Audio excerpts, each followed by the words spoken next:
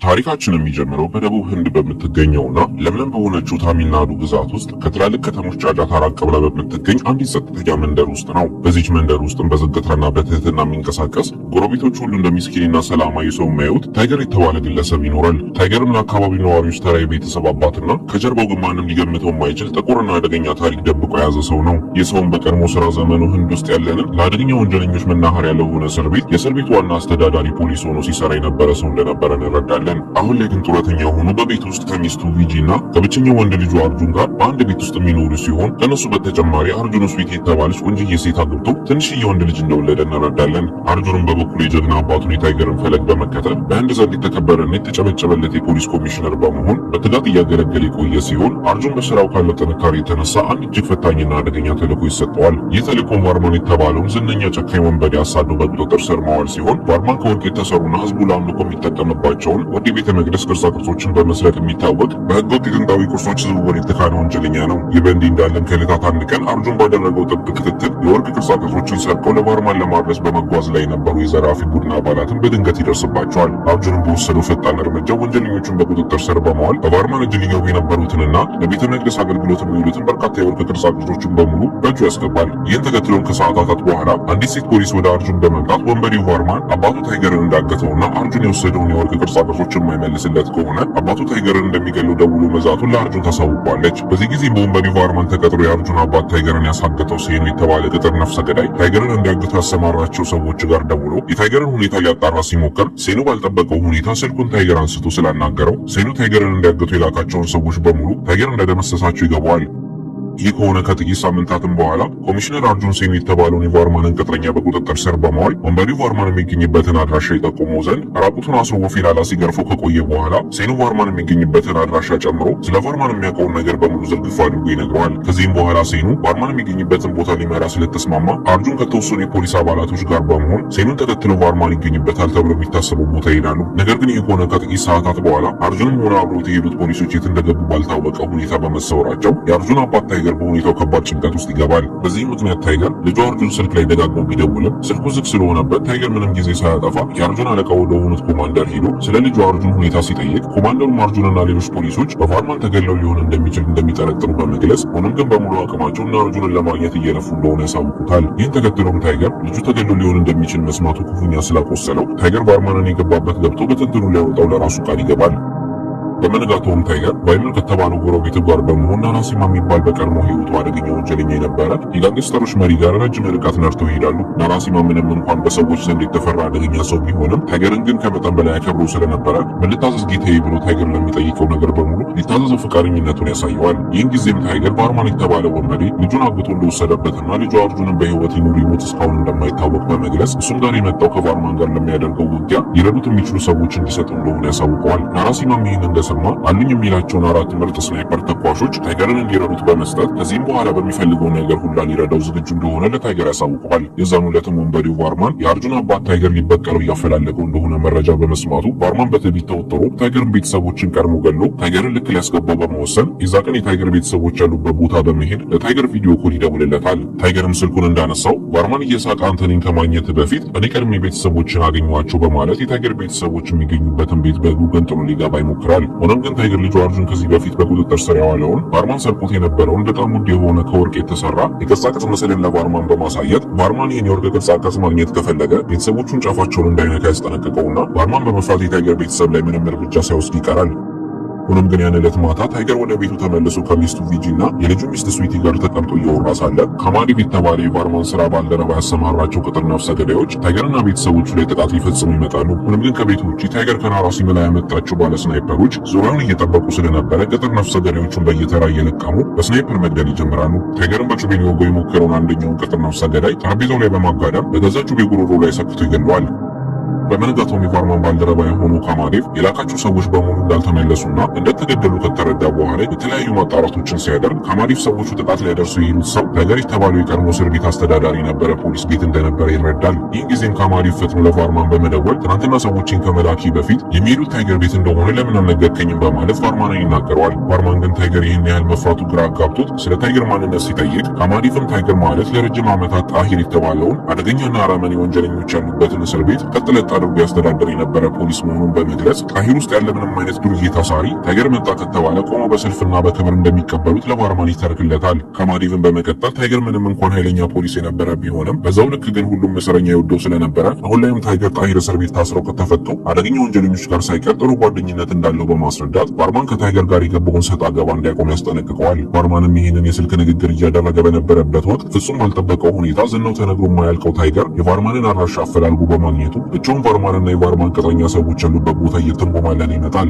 የታይገርም እግር መሬቱን ሲረግጥ የባርማን ታጣቂዎች ሊያጠቁት ከመሞከር ይልቅ በፍርሃትና በአክብሮት ደርቀው ይቀራሉ። የታይገርን አስፈሪነትና ማንነት ጠንቅቀው የሚያውቁት እነዚህ ሰዎች ለባርማን ቅጥረኝነታቸውን በመተው በታማኝነት ከታይገር ጎን ይሰለፋሉ።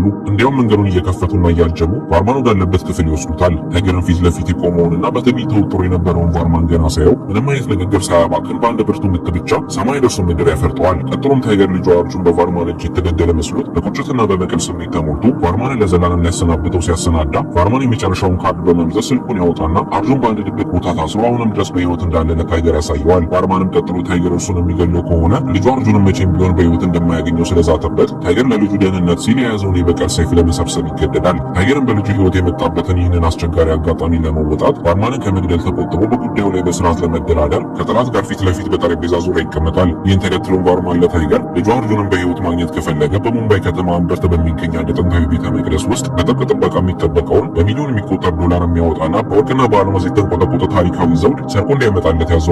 ባርማንም በመቀጠል ይህንን ዘውድ ታይገር ካላመጣለት በስተቀር አርጁንን ዳግመኛ እንደማያው በማሳወቅ ታይገርን እጅግ አስቸጋሪ በሆነ የሞትና የህይወት አጣብቂኝ ውስጥ ይከተዋል። ከዚህም በኋላ ታይገር የልጁን ህይወት ለማዳን ሲል ባርማን ያዘዘውን አደገኛ ዝርፊያ ለመፈጸም ይስማማል። ይሁን እንጂ ወደ ተግባር ከመግባቱ በፊት ስለ ቤተ መቅደሱ ጥበቃ በቂ መረጃ ለማሰባሰብ ሰዎችን ማጠያየቅ ይጀምራል። ታይገር ካሰባሰበው መረጃም እንደተረዳው የቤተ መቅደሱ ጥበቃ በቀላል የሚታለፍ አልነበረም። ቦታው በዘመናዊ ቴክኖሎጂ በታገዙ የድምፅና የንዝረት ሴንሰሮች እንዲሁም አንዳችም እንቅስቃሴ የማያመልጣቸው የደህንነት ካሜራዎች በከፍተኛ ጥንቃቄ እንደሚጠበቅ ይረዳል። ታይገርም ብዙ ካሰላሰለ በኋላ ያንን ጥብቅ ጥበቃ የሚደረግለትን ቤተ መቅደስ ሰብሮ በመግባት ብቸኛው መንገድ ሳይጠረጠር በግልጽ መግባት እንደሆነ ይረዳል። ለዚህም በቤተ መቅደሱ ቅጥር ግቢ ውስጥ ፊልም እንደሚቀረጽ በማስመሰል መግባት የሚችልበትን ብልህ እቅድ ያወጣል። ይህንንም እቅድ ዳር ለማድረስ ደግሞ ውሃን የተባለና ብዙም ዝና የሌለው ለገንዘብ ሲል ማንኛውንም ነገር ሊያደርግ የሚችል የፊልም ዳይሬክተርን ለመጠቀም ይወስናል። ታይገር ምንም ጊዜ ሳያጠፋ በቀጥታ ለባርማን በመደወል ያቀደው ዝርፊያ እጅግ ውስብስብና ጥንቃቄ የሚሻ በመሆኑ ዘውዱን ሰርቆ ለማስረከብ ቢያንስ የ3 ወራት ጊዜ እንደሚያስፈልገው በልበ ሙሉነት ይገልጽለታል። ሆኖም ግን ይህንን ጊዜ ባርማን በልጁ አርጁን ላይ አንዳችን ጉዳት እንዳያደርስ አለበለዚያ ግን ዋጋውን እንደሚከፍል የሚገልጽ ከባድና አስፈሪ ማስጠንቀቂያ ይሰጠዋል። ባርማንም በታይገር ሀሳብ ከተስማማ በኋላ ስልኩን እንደዘጋ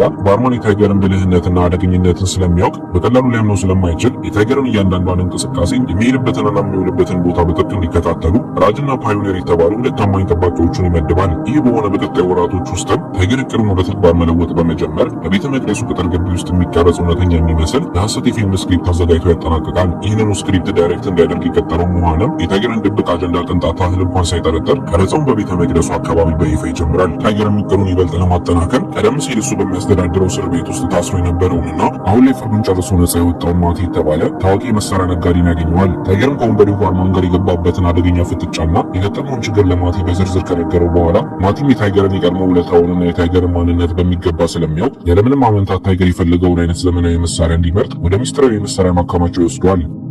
ከወራቱም በኋላ አንድ ቀን ላይ ታይገር ምቹ አጋጣሚን በመጠበቅ የቤተ መቅደሱ እጅግ ዘመናዊ የሆኑ የደህንነት ካሜራዎችንና ሴንሰሮችን ሀክ በማድረግ ሙሉ በሙሉ እንዲሰናከሉ ያደርጋል። የጥበቃ መረዱ መበጠሱን ካረጋገጠም በኋላ ምንም የማያውቀውን ዳይሬክተር መዋንን በማዘዝ የፊልሙ ቀረጻ በቀጥታ ዘውዱ ያለበት ክፍል ውስጥ እንዲከናወን ያደርገዋል። ሆኖም ግን ያለ መዋን እውቅና ታይገር በቤተ መቅደሱ ውስጥ የተከናወነውን የፊልም ቀረጻ ሙሉ ቅጂ በሚስጥር ሲቢአይ ተብሎ ለሚጠራውና የሀገሪቱን ታሪካዊ ቅርጾችን ለሚቆጣጠረው ከፍተኛ የመንግስት መስሪያ ቤት ይልክላቸዋል። ይህንን ተከትሎ በመነጋታው የሲቢአይ አመራሮች በድንገት ወደ ዳይሬክተር መዋን መኖሪያ ቤት ተሞ በመምጣት መዋን እጅግ ውድ የሆነው ዘውድ በሚገኝበት ቤተ መቅደስ ውስጥ ያለምንም ሕጋዊ ፍቃድ ቀረጻ በማከናወኑ ክፉኛ ሲገዝፉትና ሲያፋጥጡት ይቆያሉ። መዋንም በድንጋጤ ተውጦ ሳለ መርማሪዎቹ ጥርጣሬያቸውን ይበልጥ በማጥበቅ የምስጢራዊ ቀረጻ የተከናወነው ውድ የሆነውን የወርቅ ዘውድ ለመስረቅ ታስቦ የተደረገ የዝግጅት አካል ሊሆን እንደሚችል በይፋ ያሳውቁታል። ምስኪኑ ዳይሬክተሩ መዋንን በድንጋጤ ተውጦ ብቸኛው ዓላማው ለፊልም የሚሆን ትዕይንት መቅረጽ ብቻ እንደነበረና ከዛ ውጭ ምንም አይነት ድብቅ ፍላጎት እንዳልነበረው ደጋግሞ ለማስረዳት ቢሞክርም ሰሚ አላገኘም። የሲቢአይ መርማሪዎችም የመዋንን ንግግር ንግግር ከቁም ነገር ሳይቆጥሩት በፊልሙ ቀረጻ ሽፋን እውነተኛውንና ውድ የሆነውን የወርቅ ዘውድ በሐሰተኛ ቅጂ ተቀይሮ ሊሆን እንደሚችል ያላቸውን ጥርጣሬ በግልጽ ይነግሩታል። በመሆኑም በአስቸኳይ በቤተ መቅደሱ በመሄድ ጥብቅ ማጣራት እንደሚያደርጉና ትክክለኛው ዘውድ ተሰርቆ በሐሰተኛ ተቀይሮ ከተገኘ መዋዕለ ዕድሜ ልኩን የሚያስቆጭ ትልቅ የወንጀል ማጥ ውስጥ እንደሚዘፈቅና ዋጋውን እንደሚከፍል በቁጣ ያስጠነቅቁታል። በመነጋቱም በቤተ መቅደሱ ውስጥ ያለው ዘውድ ትክክለኛ መሆኑን ለማረጋገጥ ሲባል ውድ ቅርሱ በጽኑ ጥበቃ በሚደረግለት የብረት መኪና ተጭኖ በሌሎች ብረት ለበስ አጃቢ ተሽከርካሪዎች ታጅቦ ወደ ምርመራው ስፍራ ጉዞ ይጀምራል። ይሁን እንጂ ይህንኑ አጋጣሚ ሲጠብቁ የነበሩት ታይገርና ግብረ አበሮቹ ከመንገዱ ራቅ ብሎ በሚስጥር ተደብቀው እያደቡ ስለነበረ ታይገር ከታማኝ ወዳጁ ከማቱ የተቀበለውን ዘመናዊና ከባድ መሳሪያ በመጠቀም በአጃቢ መኪኖቹ ላይ ከፍተኛ ጥቃት ይሰነዝራል። በድንገተኛውና በኃይለኛው ድብደባ ምክንያትም እነዛም የማይበገሩ የሚመስሉት ብረት ለበስ ተሽከርካሪዎች ቁጥጥር አጥተው በመገለባበጥ መንገዱን በጭስና በባሩድ ሽታ ያውኩታል። በመቀጠልም ታይገር አብሮት እየሰራ ለነበረው አይነ ርግብ ለሆነው ባለ ስናይፐር እጅግ በጣም ረቂቅ በሆነ ጥበብ ዘውዱ የታሸገበትን የብረት መኪና ቁልፍ በጥይት በጥሶ እንዲሰራው ያደርገዋል። ታይገርም ወደ መኪናው ውስጥ በመዝለል ያንን በሚሊዮን የሚቆጠር ዶላር የሚያወጣና በአልማዝ የተንቆጠቆጠውን ዘውድ እያንዳንዱን እንቅስቃሴውን ሲከታተሉ ለነበሩትና በቫርማን ተመደቡ ለነበሩት ራጅና ፓዮኒር ለተባሉት የጥበቃ ሰዎች ያስረክባቸዋል። ታይገር የዝርፊያውን ተልዕኮ በስኬት ካጠናቀቀ በኋላ በአሸናፊነት መንፈስ ቀጥታ ለቫርማን በመደወል የወርቁን ዘውድ በሚፈልገው መንገድ ሰርቆ ለቫርማን ታማኝ ሰዎች ለነራጅ ማስረከቡን ይገልጽለታል። አሁን ተራው ደግሞ የቫርማን እንደሆነና የገባውን ቃል አክብሮ የታገተውን ልጁን አርጁንን በአስቸኳይ እንዲለቅለት ያሳስበዋል። እነራጅም ዘውዱን ይዘው ከአካባቢው ከራቁ በኋላ የሁሉ የተኩስና የመኪና መገለባበት ግርግር አስቀድሞ በታይገር በዝርዝር የታቀደ ተውኔት እንደነበረ እንረዳለን። ታይገርም እንደማፋሰስ ስላልፈለገ መኪናውን አጅቦ ከሚሄዱት ወታደሮች ጋር ቀድሞ በሚስጥር ተስማምቶ የነበረ ሲሆን ወታደሮቹም ጥቃቱ ሲዘነዘር ምን ማድረግ እንዳለባቸው ያውቁ ስለነበረና መኪኖቹም ልዩ ጥበቃ ያላቸው ብረት ለበስ በመሆናቸው መኪናው ሲገለበጥ አንዳችም አካላዊ ጉዳት ሳይደርስባቸው በሰላም ከመኪና መውጣት እንደቻሉ እንረዳለን። ይህም ታይገር ልጁን ለማዳን ሲል ብቻ ሳይሆን ንጹሃን ዜጎችና ሕግ አስከባሪዎች ላይ ጉዳት ሳይደርስ ዓላማውን ማሳካት የሚችል ብልህ መሪ መሆኑን ያሳየናል። ከዚህም በተጨማሪም ታይገር ከመኪናው ውስጥ አውጥቶ ለቫርማን ሰዎች ያስረከባቸው ዘውድ እውነተኛው ዘውድ ቅንጣት ታህል ሳይለይ ተመሳስሎ የተሰራ ሐሰተኛ ዘውድ እንደነበረ እንረዳለን። እውነተኛውና ውድ የሆነው የቤተ መቅደሱ ዘውድ ግን በታይገር ረቂቅ ብልሃት በሌላ ሚስጥራዊ መኪና ውስጥ ሆኖ እንደነበረ እንገነዘባለን። ያን ምሽት ራጅና ፓዮኒር ያንን በወርቅና በአልማዝ የተንቆጠቆጠ ዘውድ ይዘው ለአለቃቸው ቫርማን ያስረክባሉ። በዚህ አስገራሚ ቅጽበት ግን ማንም ባልጠበቀው ሁኔታ በቫርማን የታገተው የታይገር ልጅ አርጁን ተደብቆ ከነበረበት ስፍራ በነጻነት ወጥቶ በቀጥታ ወደ ቫርማን ይመጣል። አርጁንም ገጽታው ላይ ምንም አይነት የእገታ ምልክት ሳይታይበት ይልቁን እቅዳቸው በተሳካ ሁኔታ መከናወኑን በቫርማን በኩራት ይነግረዋል። አርጁንም ይህን ሁሉ ጊዜም በቫርማን እጅ የታገተ መስሎ በመቅረብ አባቱ ታይገር ሳይወድ በግዱ ዘረፋውን እንዲያከናውን ለማስገደድ የተጠነሰሰ ሴራ እንደነበረ እንረዳለን። እንዲሁም አርጁን ተጎጂ ሳይሆን ከቫርማን ጋር የተቆራኘ ሚስጥራዊ ባልደረባ የነበረ ሲሆን ሁለቱ ተባባሪዎች ዘውድ በጋራ ከዘረፉ በኋላ ሽጠው በሚያገኙት እጅግ ከፍተኛ ገንዘብ ለመበልጸግ አስቀድመው የተስማሙ በመሆናቸው አርጁን የአባቱን የታይገርን አባትነት ፍቅር እንደ ምሳሌ እንደተጠቀመበት እንረዳለን። ነገር ግን ይህንን የክህደት ሰይዳቸውን እየተነጋገሩ ባለበት ሰዓት ሁለቱም ባልጠረጠሩት ሁኔታ ታይገር በሐሰተኛው ዘውድ ውስጥ ደብቆት በነበረው ስውር ካሜራ እያንዳንዱን እንቅስቃሴዎችንና ንግግራቸውን በቅጥታ ይከታተል ስለነበረ ታይገር እንደ ነፍሱ የሚወደውና ለማዳን ሲል ሕይወቱን አደጋ ላይ ጣለለት ልጁ አርጁን ከጨካኝ ወንጀለኛ ጋር አብሮ በመስራት በገዛ አባቱ ላይ ወጥመድ መዘርጋቱን ሲረዳ ልቡ ክፉኛ ይደማል። ታይገር ያየውን ነገር ማመን አቅቶት አእምሮ እንደታወቀ ሰው ለረጅም ደቂቃዎች ከት ብሎ ሲስቅ ይቆያል። ታይገርም ከራሱ ጋር ለጥቂት ጊዜ ሲታገል ከቆየ በኋላ በመጨረሻ የሚገዛ ደግሞ የሆነው ልጁ አርጁንና ቫርማን ተባብረው ስለካዱትና ስላታለሉት በሁለቱም ላይ የማይረሳና ከባድ የበቀል እርምጃ ለመውሰድ በቆራጥነት ይነሳል።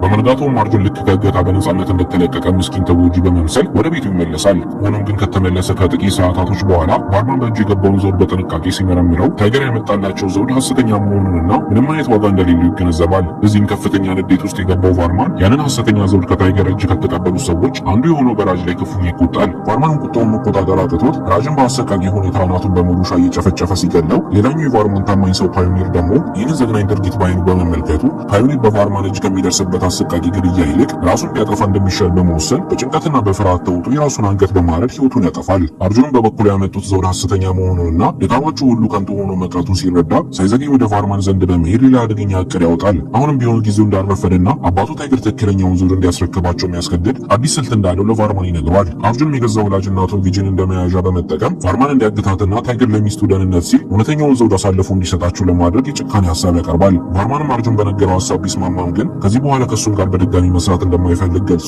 አርጁንን በምሩሻ አናቱን በማለት ሊገላግለው ሲል ሳይታሰብ የቫርማኒዎች በር ተገንጥሎ ታይገር አብረውት እየሰሩት ካሉት መሳሪያ የታጠቁ ሰዎቹ ጋር በግርማ ሞገስ ይገባል። አርጁንም የአባቱን የታይገርን አስፈሪ ቁጣ መጋፈጥ ስላስፈራውና ሽንፈቱን ስለተረዳ ከአካባቢው ግራ አውጪኝ ብሎ መፈርጠጥ ይጀምራል። በአንጻሩ ግን ታይገርና ታጣቂዎቹ የቫርማንን ዘበኞች እንደቆሎ በጥይት አርግፈው በመጨረስ አካባቢውን ተቆጣጥሮት በመጨረሻም ታይገር ያንን ጨካኝ ወንበዴ ቫርማንን ፊት ለፊት ይገጥመዋል። ቫርማን ግን ብቻውን ቢቀርም እንኳን ባልሸነፍ ባይነት ስሜቱ ተነሳስቶ ታይገር ላይ መፎከሩንና መዝለፉን ማውራቱን ይቀጥላል። ታይገር ግን ለዛ ለቆሻሻ ንግግሩ ምላሽ ሳይሰጠው ፋርማንን ቁልቁል ዘቅዝቆ በውሃ በተሞላ በርሜል ውስጥ እንዲከተት በማድረግ ትንፋሹ እስኪቆርጥ ድረስ አሰቃይቶ ከዚህ ዓለም ያሰናብተዋል። ከዚህም በኋላ ታይገር ነፍሱን ለማዳን እግሬ አውጪኝ ብሎ ሲፈነጥጥ የነበረውን ልጁን አርጁንን አሳዶ ከደረሰበት በኋላ በልጁ ክህደት ክፉኛ ቆስሎ አርጁንን ይህን ሁሉ ያደረግከው ለምን ነበር ብሎ ይጠይቀዋል። አርጁንም እየተቅለሰለሰ በአቋራጭ የመበልጸግና የሀብታም መሆን ከፍተኛ ጥማት ኃይሉን እንደጋረደው በመግለጽ ለፈጸመው አሳፋሪ ተግባር ከልቡ መጸጸቱንና ይቅርታ እንዳይደርግለት ለአባቱ ለታይገር በልመና ያሳውቀዋል። ታይገርም የአርጁንን ጸጸት ቃልን ካዳመጠ በኋላ ታይገር የደረሰበት ጥልቅ የልብ ስብራት ቢኖርም ልጁን አርጁንን ላደረገው ነገር ሁሉ ይቅርታ እንደሚያደርግለት ይነግረዋል። ነገር ግን ይህ ይቅርታ ትርጉም እንዲኖረውና አርጁን ከገባበት የጥፋት መንገድ እንዲመለስ የቀረው ብቸኛው አማራጭ ልጁን በገዛ ፍቃዱ ለሕግና ለፖሊስ መስጠት እንደሆነ በቁርጠኝነት ያሳስበዋል። አርጁን ግን የአባቱን የሰላም ጥሪ ከመቀበል ይልቅ ወደ እስር ቤት መቼም ቢሆን በሕይወት ዓይን እያየ አልገባም በማለት ከፊቱ የቆመውንና ሕይወቱን ሙሉ ይታመንለት አባቱ ታይገርን በጥይት በመግደልና ምስክር ሳይኖርበት ከአካባቢው ተሰውሮ ለማምለጥ በመወሰን ያሳደገውንና የሚወደውን አባቱን ኢላማ አድርጎ ሽጉጡን አባቱ ላይ ይደቅናል። ታይገርም የገዛ ልጁ በሱ ላይ ሽጉጥ መደቀኑን ሲያይ በከፍተኛ ሐዘን ስሜት ተውጦ የለበሰውን ጥቁር መነጽር ያውልቃል። የታይገር ዓይኖች በእንባ ቢሞሉም ለፍትህና ለክብር ሲል የማይዳገም ውሳኔ ለማስተላለፍ አንዳች ድብቅ መልእክት ይሰጣል። ይህንን ምልክት ብቻ በትዕግስት ሲጠባበቅ የነበረውና ከራቅ ያለ ስፍራ ሆኖ ኢላማውን በአርጁን ላይ አነጣጥሮ የቆየው ባለ ስናይፐር የታይገርን ትዕዛዝ እንደተቀበለ ቃታውን በመሳብ ቅጽበታዊ በሆነ ጥይት አርጁንን ግንባሩ ላይ ጠብሶ በመጣል ያንን ክፉና ከሃዲ ልጅ ወደ ገሃነም ይሸኘዋል። በመጨረሻም ታይገር ለነፍሱ የሚወደውን ልጁን አርጁንን ለእውነተኛ ፍትህ ሲል ከዚህ ምድር ላይ እንዲወገድ በማድረጉ ክፉኛ ልቡ ተሰባቡ እያዘነ ወደ ቤቱ ብቻውን ሲያመራ እያየ ነው ታሪካችን ያልቃል።